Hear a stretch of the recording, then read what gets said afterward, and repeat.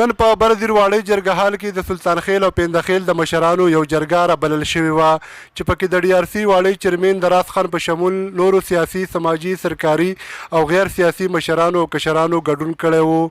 په دغه غونډه کې د علاقې په ستونزو بلها خبرې وشوې. غونډې ته د وینا په مهال ملک شیربهادر خان پخوانی ایم پی اے ملک حیات خان پخوانی تحصیل امیدوار حاجي شمشاد خان د عوامي نیشنل ګوند واړی پخوانی صدر سید انور خان جانزیب خان عرف ډیری خان د عوامي نیشنل ګوند واړی ضلعي صدر راجا امیر زمان خان ملک اورنګزیب عرف دوړیال ملک جمشید خان کارو ملک میاں سلطان یوسف پاچا پخوانی ایم پی اے ملک بارام خان او نورو مشرانو ویناګانې وکړې. مشرانو په وړی تحصیل او خوش علاقو کې د ورپېښو مسلو په هکله وویل چې خپلې علاقې به د هر قسمه غلاګانو وارداتو مخدراتو او لانجو نه خلاصوو. هغوی په خپلو خبرو کې زیاته کړه چې ګرینډ جرګه به د قوم سره څنګ په څنګ ولاړه وي او د علاقې خدمت به بغیر څه معاوضې او جزیې نه کوي او د ورانو کارونو به هیڅکله مرسته نه کوي.